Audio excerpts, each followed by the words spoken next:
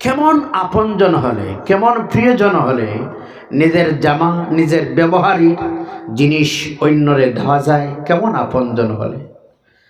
আমার দয়াল নবীজি রাহমাতুল আলামিন আলোচনা করতেছেন। শোনেন, ওয়াজটা শুনছেন, শুনবেন আরো। আমি কিছু সময় নিয়ে আলোচনা রাখি, আর বিশেষ আমার আলোচনার মধ্যে একটাই পার্ট থাকে, বর্তমান আমার ইয়ং সোনার টুকরা জান্নাতি মেহমান নিয়ে আলোচনা।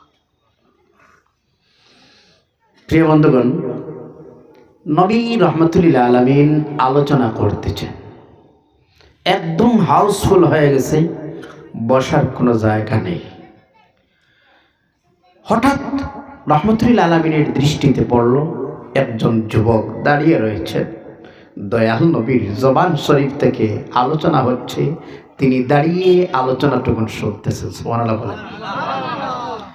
দৃশ্য দেখার পর প্রিয় নবীজি সাল্লাল্লাহু আলাইহি সাল্লাম নিজের শরীর মোবারকের মধ্যে যে চাদর মোবারক ছিল, ওই চাদর মোবারক খুলে নিক্ষেপ করে বললেন, এ জরির, আমার চাদরে বসে আবার আলোচনাটুকু শোনো। সুবহানাল্লাহ বলেন। প্রিয় বন্ধুগণ, নিজের শরীর মোবারকের চাদর দেওয়া সাধারণ কথা না। প্রিয় নবীজি সাল্লাল্লাহু আলাইহি সাল্লাম নিজের শরীর মোবারক থেকে চাদর নিক্ষেপ করে বললেন, জারির রে, এই নাও আমার চাদর, আর আমার চাদরে বসে আমি নবীর আলোচনা শোনো। সুবহানাল্লাহ। প্রিয় নবীজির চাদর মোবারক জারির নিজে হাতের মধ্যে নিয়ে বললেন, আকরামাকাল্লাহ কামা আকরামতানি। হুজুর, আপনি যেমন আমার ইজ্জত আর সম্মান দিলেন, মহান আল্লাহই যেন আপনার ইজ্জত আর সম্মান একটু বাড়িয়ে দেয়। সুবহানাল্লাহ। ইয়া রাসূলুল্লাহ, আপনার চাদর মোবারকের মধ্যে বসার পৃথিবীর কোনো মায়ের সন্তানের সাহস নেই। হুজুর, আপনার চাদর মোবারকে বসার কোনো মায়ের সন্তানের সাহস নেই। প্রিয় বন্ধুগণ, কেমন আপনজন হলে ওই নিজের শরীর থেকে চাদর টুকুন খুলে দেওয়া যায়। সুবহানাল্লাহ বলেন। এজন্য আমার নবী বললেন, জান্নাতে যারা যাবে কিয়ামতের দিন, এখনো আলোচনা শুরু হয় না, কিন্তু ওই যে পর্দা যেটা আছে, একজন ভাই দাঁড়িয়ে পর্দাটা একটু মেলে দিলে রাস্তার থেকে যেন না দেখে, ঠিক না? কথা বলেন। আর হাওয়াটাও যেন না ঢুকে। আপনাদের কষ্ট লাগে? আরো জোরে বলেন, কষ্ট লাগে? হায় দিন, কি যে শুনলাম। রাস্তা থেকে কোনো আওয়াজ দিবেন না। আপনাদের কদমে ধরে বলছি, পায়ে হাত দিয়ে বলছি, পায়ে ধরে বলছি, ডিস্টার্ব দিবেন না আপনারা। না, আপনারা আওয়াজ দিবেন না। বাস আমার একটাই সাউন্ড যথেষ্ট। যুবক, রাস্তায় আমি পায়ে হাত দিয়ে বলছি, কোনো ডিস্টার্ব দিবেন না। সেটা হচ্ছে কোরআনের মাহফিল, ঠিক না বাজান? ঠিক না বাজান? এই কোরআনের মজলিস এটা হচ্ছে, এটা কোনো কিসসা কাহানি নাটক এর মাহফিল নয়। সেটা হচ্ছে আমার আল্লাহর পাক কালাম কোরআনের মাহফিল। আপনারা বসে আছেন তেরপালে, আপনারা যে বসে রয়েছেন, প্রত্যেকের ঘরে ভালো ব্যবস্থা, সোফা, ভালো বেডরুম রয়েছে, তারপরও বসেছেন। আচ্ছা বলুন তো, কোনো মানুষ এইভাবে দাওয়াত দিয়ে যদি তার বাড়িতে বলে তেরপালে বসো, বসবেন বাজান? দিন শিকার জন্য, মাগফিরাতের জন্য বসেছেন, আল্লাহর রহমতের আশায় বসেছেন। ওলামায়ে কেরামরা কিছু বয়ান করবেন, আমরা শুনবো, আমরা শিখবো, আমরা জানবো, আমরা আমল করব, আমরা জান্নাতি হয়ে যাবো। সুবহানাল্লাহ বলেন। এটাই তো আশা বাজান। প্রিয় বন্ধু, এটাই তো আশা, অন্য কোনো আশা নেই আমাদের। আমি জানি আমার অন্তরের অন্তঃস্থল থেকে আমি আমার আন্তরিকতার সহিত আমার প্রিয় যুবক যারা রয়েছে, আমি মোবারকবাদ জানাচ্ছি। কেন? এই যে এখানে রয়েছে যুব সমাজের উদ্যোগে কি রয়েছে লেখা, আহার যুবকরাই চাইলে একটা খেলার আয়োজন দিতে পারত। কথা বলুন, নাইট খেলার আয়োজন দিতে পারতো। এইসব না করে দিনের যে আয়োজন দিল, এদেরকে মোবারকবাদ দেওয়া যায় না? এদেরকে মোবারকবাদ দেওয়া আমাদের জন্য কর্তব্য, প্রয়োজন। আল্লাহর নবী সাল্লাল্লাহু আলাইহি ওয়াসাল্লাম বলেন, কিয়ামতের দিন যখন আল্লাহ রাব্বুল আলামিন মানুষের তিনি কোটের মধ্যে করে দিবেন, সূর্যের তাপমাত্রা লাগবে মানুষের গায়ে, ওই কঠিন সময়ের মধ্যে মানুষ নিজের গামে সাঁতার কাটবে, হাবুডুবু খাবে, সেই দিন আল্লাহর নবী সাল্লাল্লাহু আলাইহি সাল্লাম বলেন, সেই দিন আমার আল্লাহ রাব্বুল আলামিনের একটা ছায়ার মাত্রই ব্যবস্থা থাকবে, যেটার নাম হচ্ছে আমার আল্লাহর আরশে আজিমের ছায়া। প্রিয় নবী সাল্লাল্লাহু আলাইহি সাল্লাম বলেন, সেই দিন আমার আল্লাহ রাব্বুল আলামিন ডাক দিয়ে 7 শ্রেণীর মানুষে বলবেন, আমি আল্লাহ তোমাদের জন্য কঠিন দিন এই আরশে আজিমের ছায়ায় তোমাদের স্পেশাল গেস্ট বানিয়ে বসার ব্যবস্থা করেছি। সুবহানাল্লাহ। এর মধ্যে একটাই দল মানুষ কারা জানেন? নবী সাল্লাল্লাহু আলাইহি ওয়াসাল্লাম বলেন, ও শাবুন নাশা ফি ইবাদাতিল্লাহ, ওই যুবকটা, যে যুবকটা রাত্রির বেলা সবাই যখন ঘরের দরজা লাগিয়ে ঘুমিয়ে যায়, যুবকটা মনি খুশি করার জন্য ঠান্ডা পানি দিয়ে মুসল্লায় দাঁড়িয়ে যায়। শাবুন নাশা ফি ইবাদাতিল্লাহ। আমার নবী কেমন ভালোবাসলেন জানেন? দয়াল নবীজি সাল্লাল্লাহু আলাইহি ওয়াসাল্লাম যুবকদের কি ভালোবাসলেন, বাসলেন। নবী ঘোষণাই তো দিয়ে দিলেন, জান্নাতেই যারা যাবে, একজনও বয়স্ক বৃদ্ধার বৃদ্ধ নয়, জান্নাতেই যারা যাবে সবাই যাবে তরুণ আর তরুণীরা। সেনাবে যাহা আলহামদুলিল্লাহ বলুন না। এজন্য আমাকে বিষয় দেওয়া হলো কবর, আমাকে বিষয় দেওয়া হলো হাসর, জান্নাত জাহান্নাম, মরণ, এই বিষয় নিয়ে আলোচনা শুনবেন আপনারা। মওত সম্পর্কে আলোচনা, আহারে আমি এই চিহ্ন জায়গায় জায়গায় যাই আর বলি, এসেছিলাম যখন সেই নিজের গায়ে নিজে কাপড় পরিধান করা সম্ভব ছিল না, অন্যের সাহায্যের প্রয়োজন ছিল কিনা। আবার একদিন আসব, যেই দিন বিদায় নিব, সেই দিনের পোশাকটা কে লাগিয়েব? ওই মন্যর মানুষের হাত দিয়ে। আমার বলে, আছে কি রে ভাইজান? নিজের গায়ে নিজে পোশাক পরিধান করা যায় না? আসলাম 150 টাকার পোশাক দিয়েছিলাম গায়ে, বিদায় নিব 1500-এর পোশাক নিয়ে। এজন্য কবি বলেন, না রাখিও ভরসা ওই সুন্দর ভবনে, পালিয়া মারিল কত বহু লোকজনকে। তোমার আমার মতো কত যুবক রাত্রের বেলা বিছনায় সুন্দরভাবে ঘুমায়, সকালে ধাক্কা দিলে লড়ে না। কথা বলুন ঠিক না বেটে? বাজান, ভাইজান, যুবক,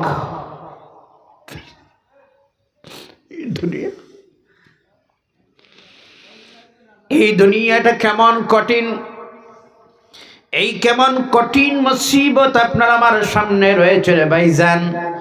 এসেছিলাম যখন একা এসেছিলাম, বিদায় নেবার বেলা যখন হয়ে যাবে আবার একা বিদায় নেব। আমার আলোচনা শুরু হলো মৌত থেকে, শুরু করতেছি মৌত থেকে আলোচনা, শুনবেন? খুবই মনোযোগ দিয়ে শোনেন ভাইজান। আপনি আপনার, আমি আমার, আপনার কয়বরে আপনি বলুন তো। একটাই কথা আপনাদের সামনে বলি, দুনিয়াবি এতেবারে, এই জমিনের এতেবারে মানুষের সঙ্গে মহব্বতের যদি আমরা একটা পার্সেন্টেজ মিল দেই, তাহলে দেখা যায় স্বামী স্ত্রীর একটু, হাজব্যান্ড অ্যান্ড ওয়াইফের একটু মহব্বত বেশি, ঠিক না? স্বাভাবিক কথাটা, অন্য সেন্সে নেবা না। কিন্তু আপনারা বলেন তো, বিবাহের 3 দিন পর যদি স্বামী মারা যায়, আসরের নামাজের পর, মাগরিবের পরে যদি গ্রামের সবাই মুরব্বী এসে, আত্মীয় স্বজনেরা এসে সবাই যদি বলে, মারে তুমি তোমার স্বামীর খেজমত দিয়েছ মাত্রই 3টা দিন, আমরা সব চাই আমরা বাইরে দিয়ে একটু লক করে দিব দরওয়াজা, যেহেতু তোমার স্বামী মারা গেছে, আমরা স্বজন প্রতিবেশী সবার মত হলো আজকে রাত্রিতে তুমি তোমার স্বামীর একটু খেদমত করো।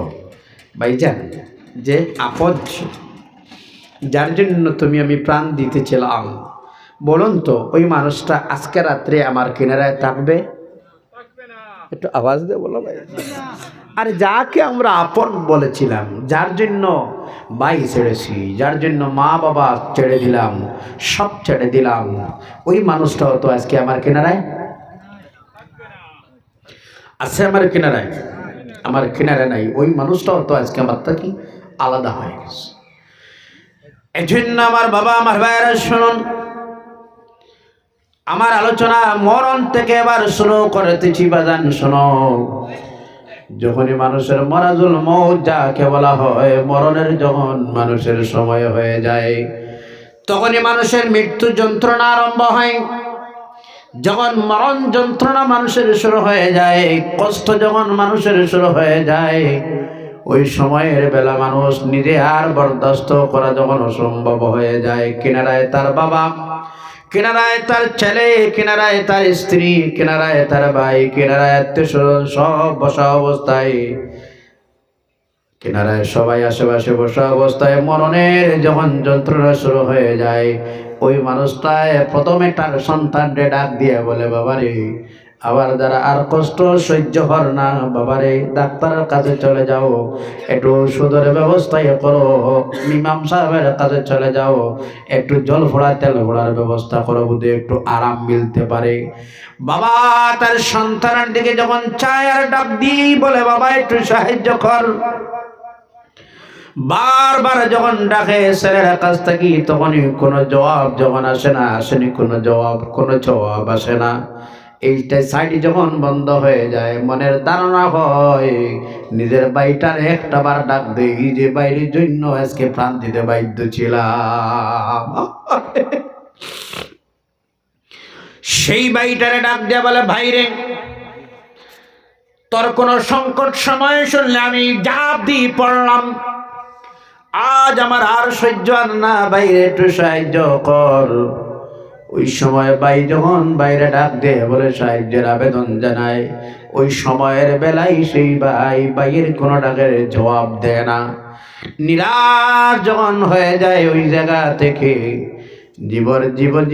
জীবনের সঙ্গিনী যিনি ছিলেন নিজের ওয়াইফ, ডাক দেয়া বলে, আমার স্ত্রী, তোমার জন্য ব্যাংক ব্যালেন্স করেছিলাম, বাড়ি দিলাম, ঘর দিলাম, ইনোভা গাড়ি দিলাম, সব দিলাম, ও আমার স্ত্রী, তুমি একটু সাহায্য করো, তোমাদের টাকার প্রয়োজন হবে না, যাও তুমি আমার লকারটা টান দেও, সে জায়গায় আমার নিজের টাকাটা আছে, যাও ডাক্তারের কাছে যাও, ইমাম সাহেবের কাছে চলে যাও। স্ত্রী যখন ওই সময় ডাকের কোনো জবাব দেয় না, ওই আল্লাহ, আমার আল্লাহ কোরআনে বলেন, ওয়াজান্না আন্নাহুল ফিরাক, ওই সময়তে মানুষ গোমান করেনি আজকে আমার পৃথকের দিন হয়ে গেছে। আল্লাহু আকবার বলেন না?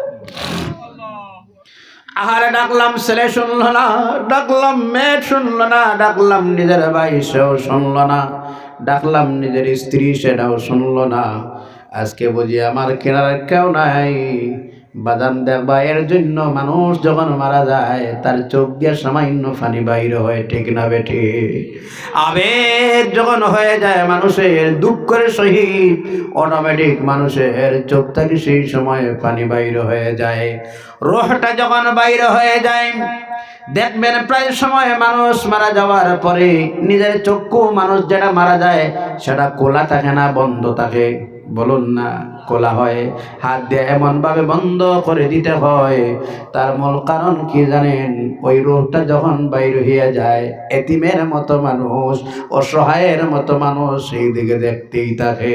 আল্লাহু আকবার। কবর যেদিন ডাকবে আমায়, সকাল সন্ধ্যা বেলা, মাগরিবেতে ডুবে যাবে রে আমার জীবনের হেলা, এ জীবনের লীলা, মাগরিবেতে ডুবে যাবে। ঠিক না বেটি?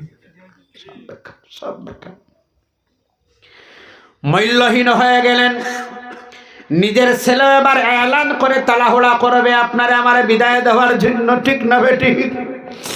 সবাই আপনারা আমারে বিদায় দেওয়ার জন্য যখন রেডি হয়ে যায়, বাজান একটা কথা মনে রাখবেন, ওই সময়ের মধ্যে যদি জমিনে বর্তমান সময়তে মানুষের ধারণাটা খেলাপ হয়ে গেছে, আমরা বুঝি তার ধন সম্পদ সবচাইতে বেশি, সে বোধহয় একটু কামিয়াবি মানুষ, সফল ব্যক্তি।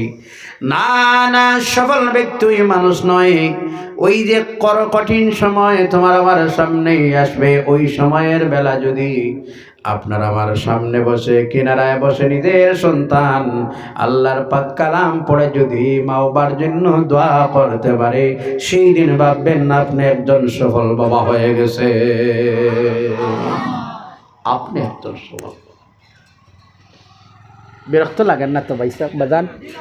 কষ্ট লাগে না আপনাদের? সেই দিন ভাববেন আপনি একজন সফল বাবা হয়ে গেলেন। মানুষের রূহটা যখন বাইর হয়ে যায়, নিজের পোশাক নিজেই খোলা সম্ভব নয়, অন্য মানুষে কলি দিতে লাগেনি না? একটু জোরে বলো, লাগেনি না?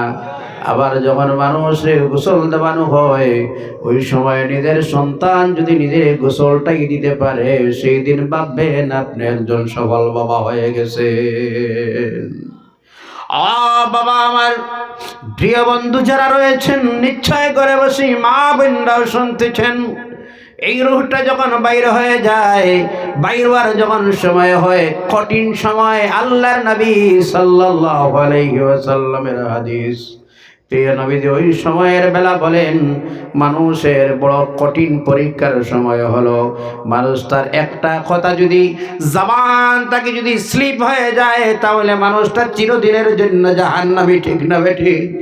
আল্লাহর নবী বলেন ওই সময় লাক্কিনু মাউতাকুম, তার কিনারায় বসো, আর তার কিনারায় বসি, তার কিনারায় শোনাইতে থাকো লা ইলাহা ইল্লাল্লাহু মুহাম্মাদুর রাসূলুল্লাহ। তার তালকিন দাও, তার কিনারায় শোনাও, শুনিয়া যেন মানুষটার কথাটা যেন মিসিং না হয়, মিস্টেক যেন না হয়, স্লিপ যেন না হয়, তার কথাটা শোনার সঙ্গেই যেন মানুষে পড়ে নেয়।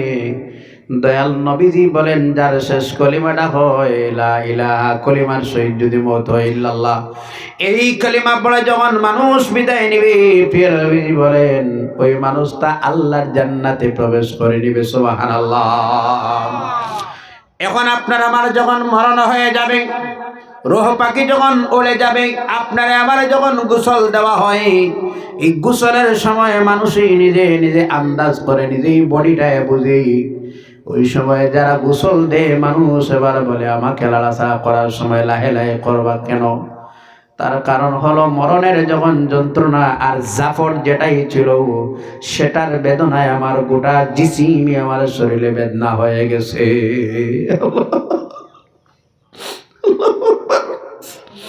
আল্লাহু আকবার। এবার যখন আপনার আমার গোসল দিয়ে যখন সাজানি হয়, আরে সন্তান চিৎকার দিয়ে বলে আব্বা আব্বা বলে ডাক দে, মেয়েটায় চিৎকার দে, ভাই ভাই বলে চিৎকার দে। এই সময়ের বেলা যখন ইউনিফর্ম লাগানি হয়, বাজার থেকে যখন সাদা পোশাকটা এনে মানুষের কিনারায় লাগা হয় লাগানির জন্য, মাইত এবার জিজ্ঞাসা করে, বুঝলাম না ওই পোশাক কোন পোশাক, কার জন্য তোমরা এই পোশাকটা আনলা? আল্লাহু আকবার। এটা কোনটা?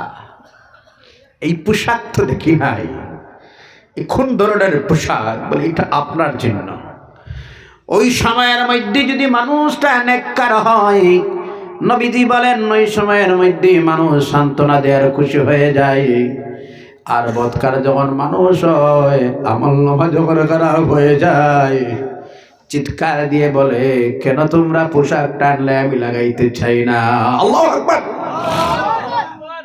পোশাক লাগানো যখন হয়, মানুষটারা নিয়ে যখন রওনা দেওয়া হয়, বৎকার মানুষ চিৎকার দেওয়া আরম্ভ করে, আর নেককার মানুষ সে কিন্তু খুশি হয়ে যায়, ফ্যামিলির মানুষে সান্ত্বনা দেয়। এখান থেকে আপনারা আমার যখন কবরের মধ্যে নিয়ে রাখা হয়, ওই কবরের মধ্যে রাখতে গিয়ে যখন আপনারা আমার সবাই মিলে পড়েন বিসমিল্লাহি আলা বিসমিল্লাহি মিল্লাতে রাসূল বলে, আপনারা আমার যখন রাখা হয়, যুবক একটা কথা বলি, আজ আপনি যেই সংগঠন করেন না কেন, যেই জমাতের মানুষ হও, আমি সেটা বলতেছি না। কবরের মধ্যে যখন নিয়ে রাখা হয়, রাখতে গিয়ে বলা হয় মাটি এবার তোমারে রাখলাম, ওই আমার মানুষটারে তোমার মধ্যে দিলাম। মিল্লাতে রাসূল নবী মুহাম্মদুর রাসূলুল্লাহ সাল্লাল্লাহু আলাইহি সাল্লামের দলের মানুষ। কোনটা বাজান?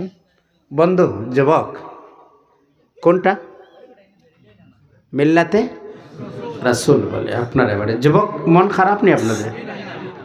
আলহামদুলিল্লাহ, যুবকরা যে বসে আছে, মিশন জারি করতে হবে। আমার সোনার বেহেশতি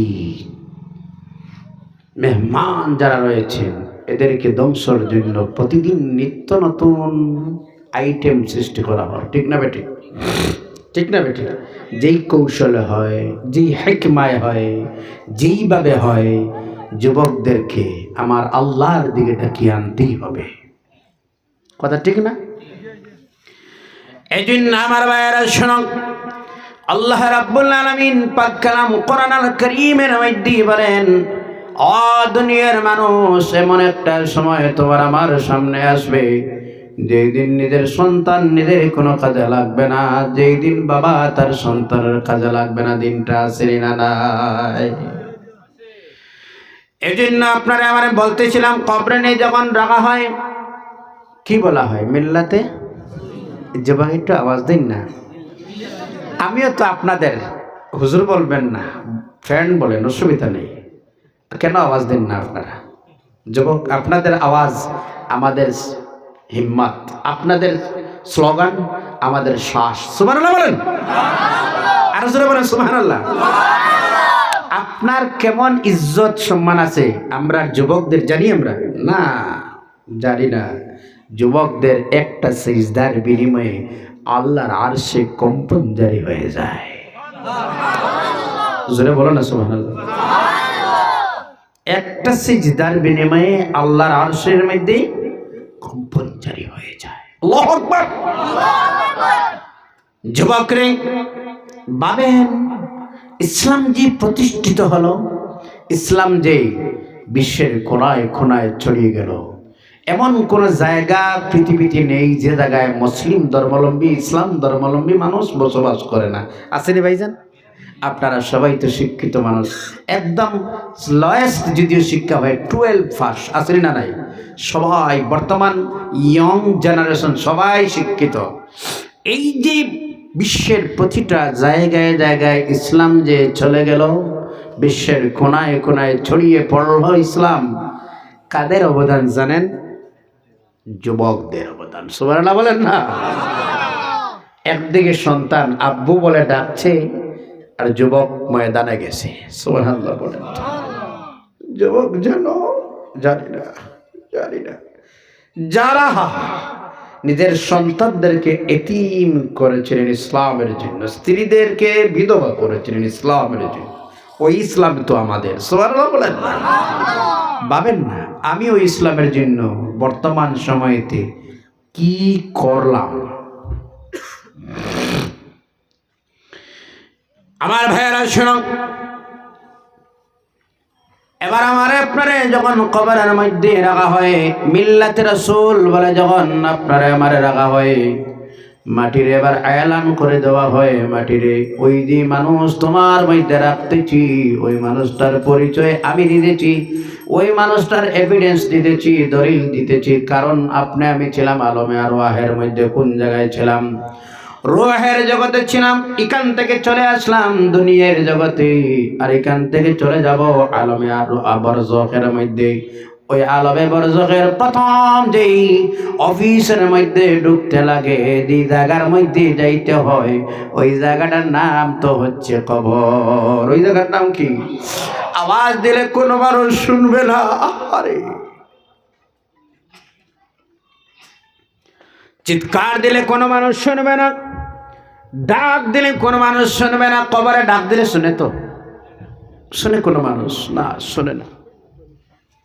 আমি একটু অধিক সদিক ওইটাম সভাপতি সাহেব না, জায়গা আছে? ডাক দিলে কোনো মানুষ শুনবে না, চিৎকার দিলেও কোনো মানুষ শুনবে না। আলোবিহীন সাথীবিহীন যে জায়গা, সেই জায়গাটার নাম হলো কবর। ওই কবরের মধ্যে আপনারা আমারে রাখার সঙ্গে সঙ্গে একটাই এভিডেন্স দেওয়া হয়, দলিল দেওয়া হয়, একটাই আপনার আমার অ্যাড্রেস প্রুফ দেওয়া হয়। ওই অ্যাড্রেসটার নাম হলো মিল্লাতে রাসূল। ও মাটি, ওই মুহূর্তে যে মানুষটাই তোমার মধ্যে রাখতেছি, ওই মানুষ আর কোনো মানুষ নয়। ওই মানুষটা হচ্ছে বিশ্বনবী, আখিরি পয়গম্বর নবী মুহাম্মদ রাসূলুল্লাহ সাল্লাল্লাহু আলাইহি ওয়াসাল্লামের দলের মানুষ, অর্থাৎ নবীর সংগঠনের মানুষ, নবীর দলীয় মানুষ রে তোমার কাছে রাখলাম, একটু খেয়াল করবা বাজান। ওই সময়ের মধ্যে রাখার পরে এবার মাটিয়া আপনার আমার চেহারা থেকে যখন পা থেকে মাথা, মাথা থেকে পা পর্যন্ত যখন দেখবে, দেখলে ওই পা থেকে মাথা পর্যন্ত নবী মুহাম্মদ রাসূলুল্লাহর দলের কোনো পরিচিতি নাই, ঠিক নেই। নিজের নিজে আবার দাঁড়াও গ্লাসের সামনে গিয়ে, একটা গ্লাসের সামনে দাঁড়াইবা যুবক, মন খারাপ করবা না যুবক। চেঞ্জিং এর প্রয়োজন আছে বর্তমান সময়তে। এজন্য আমি বলতেছি রে ভাই, ওই গ্লাসের সামনেই দাঁড়াও, আর দাঁড়াইয়া নিজে নিজের এই প্রশ্ন করো, আমি যে নবীর উম্মত হলাম, আমার শরীরের মধ্যে বিশ্ব নবীর উম্মতের কি পরিচয় রয়েছে। কবরের মধ্যে যখন রাখা হবে, এখানে সওয়াল জবাব আছে না নাই? আরো জোরে বলো, আছে না নাই? এবার যদি ওই কবরটা প্রশ্ন করে বলে, দুনিয়ার মানুষ, দুনিয়াতে আমার সঙ্গে তো নাফরমানি করলা, আমার উপরে হাঁটলা, ঘুরলা, ফাসাদাত করলা, ঝগড়া বিবাদ করলা, আমি কোনো কমেন্টস কোনো দিন করি নাই, জমিন কোনো আপত্তি করছে? ওই ফরাস লাগানোর সময় করতে কোনো বাধা দিছে জমিনে? জমিন কোন ধরনের আপত্তি কমেন্ট করে নাই। সেই দিন জমিন যদি বলে, রে গোলাম, দুনিয়ার দুঃখাবাজ মানুষ, আরে এতদিন আমার উপরে ছিলায় নাফরমানি করলাই, আমি কোনো বাধা দেই নাই, কোনো কিছুই দেই নাই, তবে আজকে আমি তোমারে শোনাইতে চাই, তোমারে যে রাখা হলো উম্মতে মুহাম্মদী বলে, আমি দেখলাম তোমার মাথা থেকে পা পর্যন্ত উম্মতে মুহাম্মদীর রঙে রঙ্গিত নয়, একটাই দাগ মিলে না। দুনিয়ার দুঃখাবাজ মানুষ।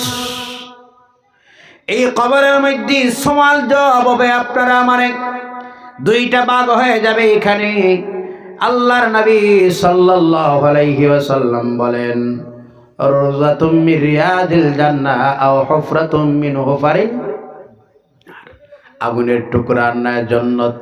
এই তো দুইটা কবর। এখানের মধ্যে আপনারা আমারে যখন রাখা হয়, এখান থেকে একটু সময় চলে আসবে, এখান থেকে রওনা দিতে লাগবে, আর একটা জায়গায় যাওয়ার প্রোগ্রাম আছে না নাই? ওই জায়গাতে যাব, ওই জায়গাটার নাম তো হচ্ছে ময়দানে মাহশার। কোন জায়গায়? আল্লাহর নবী সাল্লাল্লাহু আলাইহি সাল্লাম, আল্লাহর হাবিব যখন কোরআনের আয়াতে মুবারাকা তিলাওয়াত করলেন, প্রিয় নবীজি, ইয়াউমা ইউনফাখু ফিস সূরি ফাতাতুনা আফওয়াজা, হুজুরে আয়াত একদিকে তিলাওয়াত করলেন, আর আরেক দিকে জোর জোর করে হুজুরের চোখ মোবারক থেকে পানি পড়া আরম্ভ হয়ে গেল। সাহাবায়ে কেরাম দয়াল নবীজির কাছে আরজ করলেন, রাহমাতুল লিল আলামিন, কেন আপনার চোখ মোবারক থেকে পানি পড়ে, তার কারণটা কি? প্রিয় নবীজি জবাব দিলেন, সাহাবারেরই শুরুত ওই যে আয়াতটারে যখনই তিলাওয়াত করলাম, ওই হাসরের কথাটা আমার মনের মধ্যে পড়ে গেল। যখন মানুষ কবর থেকে উঠে হাসরের দিকে রওনা দিবে, দুইটা হাদিস, একটা হাদিসের মধ্যে 12টা দলে বিভক্ত হবে, আর অন্য এক হাদিসের মধ্যে 10টাই দলে মানুষ কবর থেকে কবর থেকে হাসরের দিকে রওনা দিবে। ওই আয়াতের তাফসীর করতে গিয়ে ইমাম ফখরুদ্দিন রাজি বলেন, কবর থেকে যখন মানুষ যাবে, মানুষের মধ্যে 10টা দল হবে। জোরে বলো, কতটা দল? একটা দল হবে মানুষের, 1/4টা থাকবে মানুষের সুরত, আর এখান থেকে উপর পরিমাণ মানুষের বনের খিঞ্জিরের সুরত, শুকরের সুরত হবে।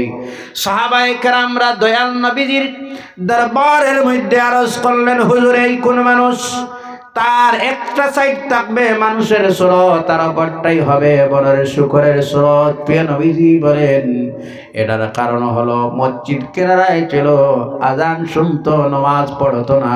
ওই নামাজ না পড়ার কারণে বনের শুকরের সুরত বানিয়ে আল্লাহ এখান থেকে তুলবে। নাউজুবিল্লাহ। এই জন্য আমার ভাইয়েরা রে, আমরা যখন এখান থেকে রওনা দিব কোন জায়গায় চলে যাব? ময়দানে মাশরে। কোন জায়গায়?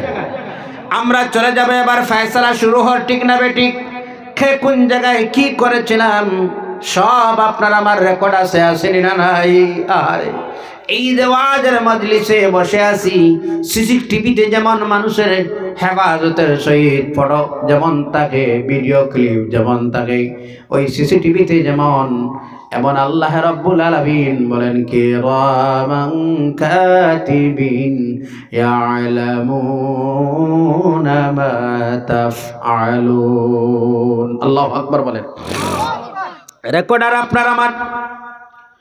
এবার আপনি আমি চলে যাব যখন ময়দানে মাশরের দিকে, সেই দিনের কঠিন পরিস্থিতি যখন হবে, আমার আল্লাহ রাব্বুল আলামিন বলেন ওয়া তারান নাসা সুকারা ওয়া মা হুম বিসুকারা ওয়ালাকিন্না আযাবাল্লাহি শাদীদ। সেই দিনে মানুষ দেখবে, মানুষে যেমন নেশা যখন মানুষে ব্যবহার করে, মদ্য যখন মানুষে পান করে, যখন ড্রাগস মারে, যারা নেশা করে, ওই নেশা করার পরে মানুষের ব্রেইনে তো আর কাজ করে না, ঠিক না বেঠিক? আমি এই কথাটা আবার বলি, একটাই কথা চলে আসলো ব্রেইনে যখন বলে দেই, এই জমিনে বর্তমান সময়তে একটা রোগের হার বাড়তেছে, যেই রোগটার কোনো এখন পর্যন্ত সঠিক দওয়াই নাই। যেই রোগটার নাম হচ্ছে এইডস নামক রোগ। কি রোগ? এইডস রোগ। ডাক্তারের কাছে যখন এইডস নামক ভাইরাস যেটারে বলা হয়, এটা যখন ধরা পড়ে কোনো রোগীর শরীরের মধ্যে, ইহকাল থেকে তারা বিদায় দেওয়া হয়ে যায়। কারণ এই মানুষের কারণে আরো কিছু মানুষ ধ্বংস হবে, ঠিক না বেঠিক? এইডস নামক রোগ যেটা আরম্ভ হয় সেটা হলো দুইটা কারণ। এর মধ্যে একটাই কারণ কি জানেন? অবৈধভাবে যদি অসংখ্যক নারীদের সঙ্গে যৌন চাহিদা কোনো মানুষে পূরণ করে, তাহলে তার এইডস নামক রোগ হয়। আর একটাই হলো যারা বেশি নেশা ব্যবহার করে, ওই নেশা ব্যবহার বেশি করার কারণে এইডস নামক রোগ জন্ম হয়। বলেন নাউজুবিল্লাহ। পিছনে আর বসার জায়গা নাই বোধ হয়, একটু সামনে আসবা। আর পিছনে যেন আর মানুষ না আসলেও হয়, ঠিক না? কথা কই না? মন মানুষের পাগল হয়ে গেছে কোরআন শুনতে শুনতে। সুবহানাল্লাহ বলেন। কোরআন শুনলে মানুষের মন। এমএলএ সাহেব একটু বসবেন আজকে, এমএলএ সাহেব। এই জন্য আমার ভাইয়েরা,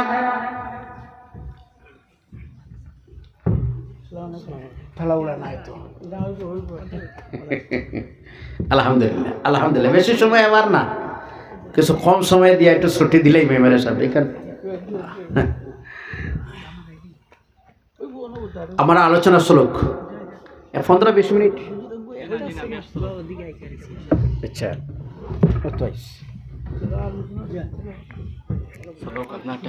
জয় আলহামদুলিল্লাহ। আমরা এমন এক বিধায়ক, ছোট মাহফিলেও বিধায়ক আসুননি, বড় মাহফিলও আলহামদুলিল্লাহ আলহামদুলিল্লাহ স্কোয়ার বিধায়ক, ঠিক না?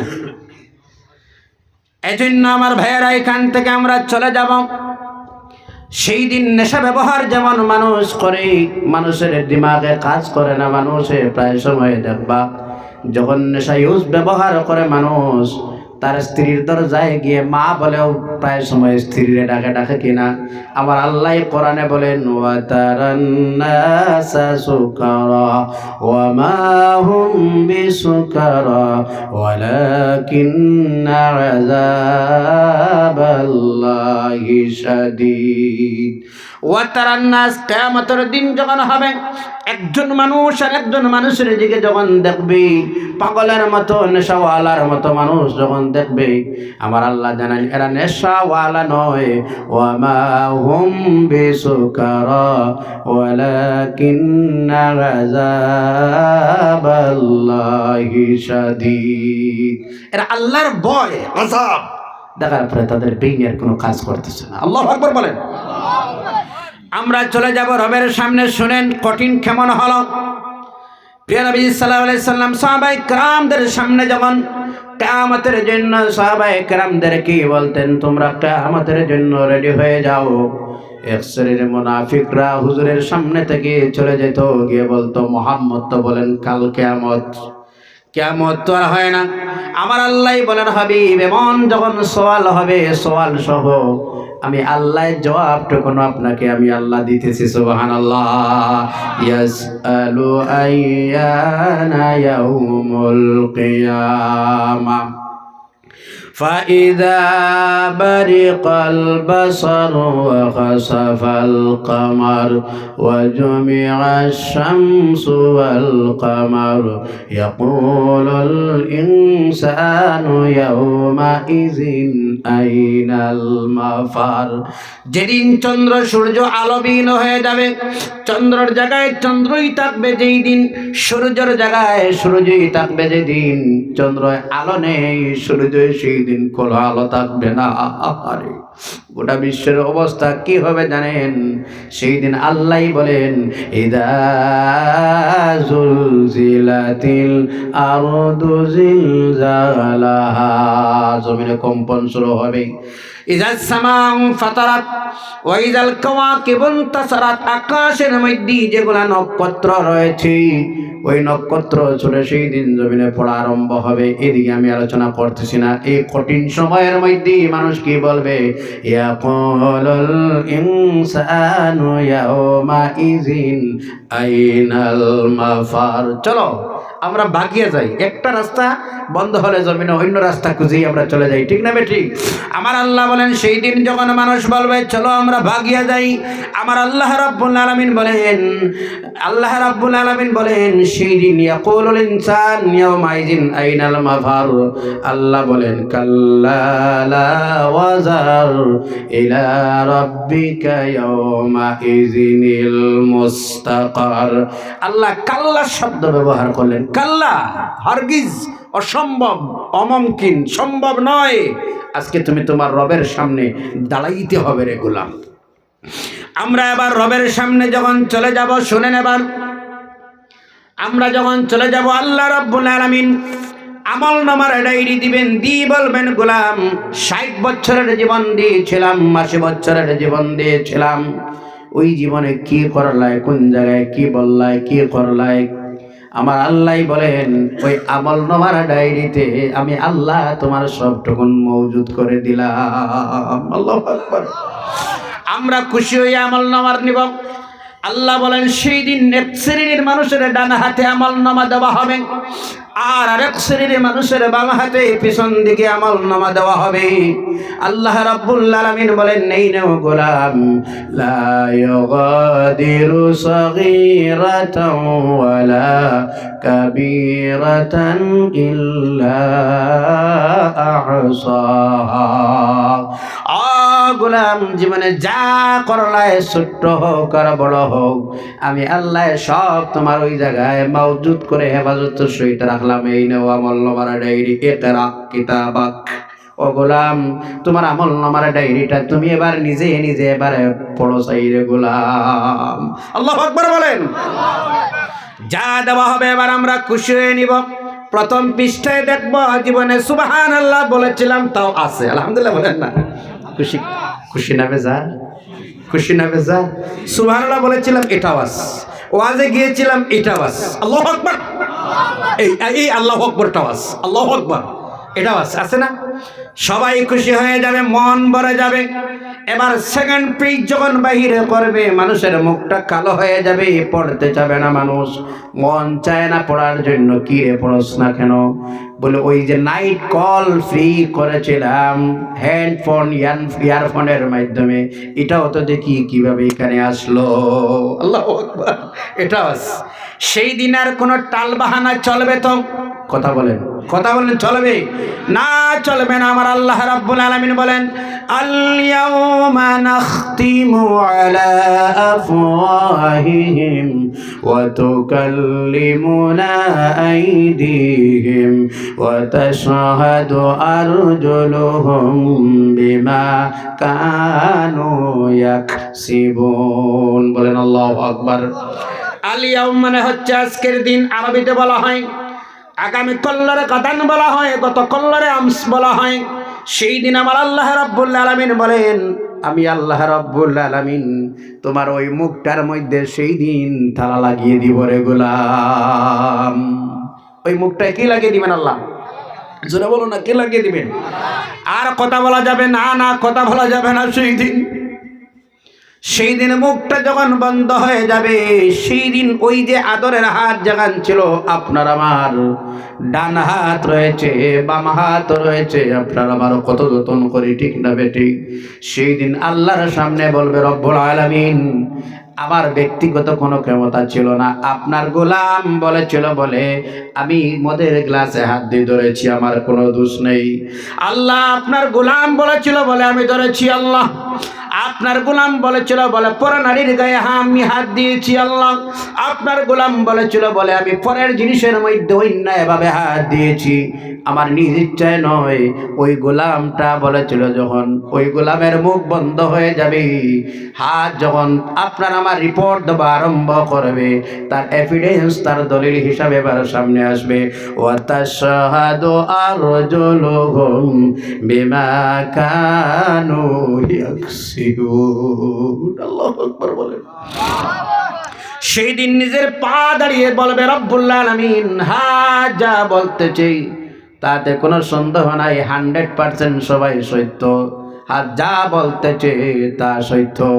একটা আয়াত আমি আবার যখন স্টাডি করি, তাফসীর দেখি, মনটা কিরকম যেন হয়ে যায়। আমার আল্লাহ বলেন, আমার আল্লাহ রাব্বুল আলামিন বলেন, ওয়ালাউ নাশাউ লামাসাখনাহুম আলা মাকানাতিহিম ফামাস্তাতাউ মুদিয়াও ওয়ালা ইয়ারজিউন। ইয়াসিন শরীফে আছে, ইয়াসিন মুখস্থ আছে আপনাদের? আছে কিছু? আলহামদুলিল্লাহ বলেন। আল্লাহ রাব্বুল আলামিন বলেন, ওলাউ নাশা, যুবক খুবই কেয়ারফুল হয়ে যাও, বি কেয়ারফুল। আমার আল্লাহ রাব্বুল আলামিন বলেন, ওলাউ নাশাউ, আমি আল্লাহ যদি চাইতাম, ওই যখন তুমি মদের গ্লাসে হাত দিয়ে ধরে চড়ে গোলাম, দুনিয়ার জমিনের কোন মানুষ তোমার শক্তি হতো না সেই হাতটা আলাদা করার মতো, ঠিক না বেটি?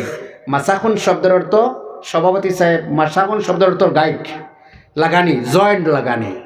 আল্লাহ চাইলে মদের গ্লাস আর হাত জয়েন্ট করে রাখতে পারতেন কিনা? কথা বল না, পারতেন কিনা? আল্লাহ চাইলে তেমন পারতেন, জয়েন্ট করে রাখতে পারতেন। সকালবেলা বিশ্বের মানুষরে আমার আল্লাহ তা প্রমাণ দিতেন, যারা অবৈধভাবে যৌন চাহিদা পূরণ করতে, পরনারীর সঙ্গে যৌন চাহিদা খারাপ কাজে যখন লিপ্ত হয়ে যায়, আল্লাহ চাইলে ওই খারাপ অবস্থায় রাখি আর সকালবেলা বিশ্বের মানুষরে চাইলে দেখাইতে পারতেন কিনা? এই জন্য আমার যুবক ভাইদের প্রতি দুইটা হাত জোড় করি আমি আপনাদের পায়ে হাত দিয়ে বলতে, রে যুবক, তুমি যুবক নয়, ওই প্রথমেই বলেছি তুমি জান্নাতের মেহমান, তুমি জান্নাতের মেহমান। তোমাকে আমাদের পাহারা দেওয়ার দায়িত্ব হচ্ছে আমাদের ওলামায়ে কেরাম, সমাজের সচেতন মানুষ, আর প্রধান ভূমিকা নিতে হবে নিজের মা এবং বাবা। বর্তমান সময়েতে নিজের দিনের প্রতি সন্তানদেরকে, আওলাদদেরকে উৎসাহিত করার প্রয়োজন আছে, আছে না নাই? কথা কই না কেন? ওয়াজ লাগছে এখানে বেজার বোধ হয় আপনারা। কিছু সময় আমরা শুনি ওয়াজ লাগলে কিছু মানুষের কয় ওয়াজ আর এক ব্যবসা হইস। বলুন নাউজুবিল্লাহ। জানি না, আল্লাহ যেন কবুল করে, বলুন আমিন। আরো জোরে বলুন আমিন।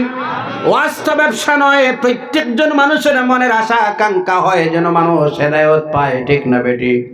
এই যে আপনাদের সামনে বয়ান করলাম আল্লাহর কালাম কোরআন সামনে নিয়ে, একটা কিচ্ছা বানাওটি কোনো গল্প আছে এখানে? আরো জোরে বলো, আছে এখানে? না না না, এমন শান্তির সহিত শুনতেছেন, আমার মনে হয় আমার সব যুবকরা খুব ভালোভাবে বুঝতেছে, ঠিক না বেটি? এই জন্য আমার বাবা, বর্তমান সময়তে শুধুমাত্র ওয়াজ আর ওয়াজ, কিন্তু ওই ওয়াজটা ব্যবসা নয়, ওয়াজ ওয়াজ হবে নসিহতের জন্য। আমি বলতে চাই বাজান, যুব সমাজরা যখন ওয়াজের জন্য প্রস্তুতি নেয়, আপনার আমার দায়িত্ব হলো তাদেরকে দিনের জন্য উৎসাহিত করা, ঠিক না বেটি? আচ্ছা, ইংলিশ মিডিয়ামে স্কুলে বাচ্চারা দেই না দেই? আমরা দেই তো। দিলে প্রথমে কি শিখায় স্কুলের টিচাররা? এ বি সি ডি, ঠিক না? এরপরে শিখায় A for B for D for C for, এটা আমরা শিখাই বাচ্চারা। এরপরে লাহে লাহে যখন বাচ্চা একটু ফাস্ট হয়ে যায়, আমরা হাতে পেন্সিল দিয়ে বলি বাবারে এবার তুমি এ লেখো তো, ঠিক না বেটি? বাচ্চা ডিফল্টার হয়ে যায়, যখন পারে না যখন, তখন আমরা নিজে এ লেখি, ঠিক? লেখিটার উপরে বলি হাত আটাও, হাত ঘুরাও, ঠিক না? যখন বাচ্চা এটাও আবার পারে না, তখন লাস্ট একটা অপশন আমরা বাহির করি, এটা আপনার আমার কাছে আছে। আমরা ওই বাচ্চারে বলি বাবা তুমি কলম ধরো, ঠিক না? বাচ্চা যখন কলম ধরে আমরা নিজে হাত উপরে দিয়ে এইভাবে লিখি দিই, ঠিক না বেটি? লেখার পরে বলে বাবা হাত সরাও, যখন সন্তান সরায় বলে এটা কি হয়েছে? বলে আব্বু এটা এ হয়েছে। লেখলো কে? আমি না সন্তান, নিজেই লেখলাম আর বাচ্চার সামনে। এবার আমরা বলি তুমি গুড বয়, সুবহানাল্লাহ বলে থ্যাঙ্কস দেই, গুড বয় দেই, পারছো, পারবা, মাশাআল্লাহ, সুন্দর হয়েছে, আলহামদুলিল্লাহ বলুন না? প্রত্যেক বাবারা এমন করেন কি না? করে না? আর জুলেবো করে কি করে না? এই বর্তমান সময়েতে যেমন ইংলিশ মিডিয়ামের বাচ্চারে আপনি উৎসাহিত করেছিলেন, হাতে ধরে ধরে নিজেই লেখি আবার বাচ্চারে থ্যাঙ্কস দিয়েছিলেন, আপনার প্রত্যেকটা ঘরের মধ্যে প্রত্যেকটা সন্তানরে আপনি হাতে ধরে ধরে দিন শেখাও, মসজিদে পৌঁছাই দেও আর তাকে পিছন থেকে থ্যাঙ্কস বলো, সুবহানাল্লাহ। সময়ের দাবি। কিসসা কাহানির ওয়াজ দিয়ে আর হবে না। আমার সোনার টুকরা, ডায়মন্ডের টুকরা আজ ধ্বংস হওয়ার। কিছু জায়গায় গেলে বলে হুজুর আমার যুবক সমাজরা ধ্বংস হয়ে গেছে। কেন যুবকরা ধ্বংস হয়ে গেছে? সমাজের সচেতন মানুষ, অভিভাবকদের অদায়িত্বহীনতা, গাফলতির কারণে মাত্র 10% যুবকরা পতনে যান, এখনো 90% যুবক ইসলামের দিকে আছে। আসেনি না নাই? রাস্তায় দেখলে হুজুর ভালো আসেননি সালাম দে, কথা কই না, গালি তো দে না, মোলাকাত করে কি করে না? ওয়াজের মজলিস ডাক দিলে আয়োজন করলে বসে বসে তো না সরে যায় না? ওয়াজের মজলিসে একটু গালাগালি করে, কথা বলেন না? দায়িত্ব নিতে হবে, পাহারা দিতে হবে। কেমন পাহারা দিতে হবে জানেন? আপনি শুধুমাত্র তাহাজ্জুদের নামাজ আর তাসবিহ, হাজারি তাসবিহ পড়লে আপনার দায়িত্ব শেষ নয়। আপনার পাহারা দিবার প্রয়োজন হলো বাজান, আপনি যখন কেমন দিবেন পাহারা জানেন? ওই ফজরের যখন সময় হয়ে যায়, আমি যেই জায়গায় যাই বলি রে ভাই রুটিনটা নেন। ফজরের যখন সময় হয়ে যায়, সন্তানরে গালি দিবেন না, সে তো একটা ইয়ং ছেলে, যুবক ছেলে, তার একটা ইমেজ, মান সম্মান আছে, আসেনি না নাই? কথা বলো, আসেনি না নাই? এটা নিজের ইজ্জত সম্মান আছে, এজন্য তাকে গালি দিবেন না, আর ধমক দিবেন না। ওই ফজরের সময়তে আপনার সন্তানের দরজার সামনে গিয়ে একটা মিষ্ট ভাষায় আওয়াজ দিবেন, আব্বু চলো না ফজরের জামাতে চলে যাই। যত খারাপ ছেলে হয়, একদিন এই আওয়াজ, 2 নম্বর দিন এই আওয়াজ, 3 নম্বর দিন দিলে 4 নম্বর দিন নিজেই লজ্জা শর্মে রেডি হয়ে যাবে আগে, ঠিক না বেঠিক? কথা বলেন না? ধমক দিবেন না। বাবার একটু পাওয়ার আছে, এই বাবাই তো পাওয়ারই, এটা দেখাইবা না এখন, এটা সময় নাই। সেও তো একটা ইয়ং ছেলে, তার একটা ইমেজ সম্মান আছেন না নাই? কথা কই না? আপনি ডাক দিয়ে বলবেন বাবা আমি অপেক্ষায় রয়েছি, চলে যাও। আর আপনার ওয়াইফরে বলবেন চলে যাও তুমি মেয়েটার বেডরুমের মধ্যে। মা যদি তার মেয়েটার বেডরুমে চলে যায় আর গিয়ে যদি বলে বারে আর ঘুমানোর প্রয়োজন নয়, তোমার আব্বু আর তোমার ভাইয়া চলে গেছেন মসজিদে, চলো না আমরাও মুসল্লায় দাঁড়িয়ে যাই। মা তার মেয়েটা নিয়ে যদি মুসল্লায় দাঁড়ায়, আহারে ফজরের মুসল্লায় মা তার মেয়েটা নিয়ে যদি দাঁড়ায়, আর বাবা তার সন্তান নিয়ে যখন মসজিদে চলে যায়, আমি এই মেয়েটায় যদি এবার মাটা সঙ্গে নিয়ে, মা তার মেয়েটা সঙ্গে নিয়ে যায় নামাজে বসে, যদি কোরআনের তেলাওয়াত যদি জানে না, পাশাপাশি বসে সামান্য তাসবিহ তাহলিল করে, জিকির আজকার, দুরূদ আর ইস্তিগফার পড়ে, যদি একটা মেয়ে যদি দোয়া করে রব্বুল আলামিন আমার স্বামী তোমার হাওলা, আমার স্ত্রী আমার মেয়েও তোমার হাওলা, ছেলেও তোমার হাওলা, আল্লাহ আমার স্বামীর হায়াতের মধ্যে বরকত দাও, রুজিতে বরকত দাও, আমলে বরকত দাও, ছেলেটা তোমার হাওলা, মেয়েটাও তোমার হাওলা, আমিও তোমার হাওলা, আল্লাহওয়ালা, আপনাদের কাছে জানতে চাই ভাই সাহেব বাজান, ওই ফ্যামিলিতে আর জীবনে কোনোদিন অশান্তি নামক কিছু থাকবে? আরো জোরে বলো, থাকবে? আর অশান্তি থাকবে না। এই হলো ইসলামিক কালচার, এই হলো ইসলামিক নীতি নিয়ম। সেটা কোনো ওলামায়ে কেরাম শুধু বলবেন। আর বাজান পায়ে হাত দিয়ে বলতেছি, ওই প্র্যাকটিক্যাল যে শিক্ষা দিতে হবে, মা এবং বাবা দুজন দিতে লাগবে। আর এর মধ্যে প্রধান দায়িত্ব যিনি নিবেন তিনি হচ্ছেন একজন সন্তানের মা। কে? আরো জোরে বলো, কে? এই জন্য আমি বলি, একটা আছে না, সংসার সুখী হয় রমণীর, কথা বলি না, সংসার সুখী হয় রমণীর কোলে। এই সংসার যদি সুন্দর, এই জন্য দেখবেন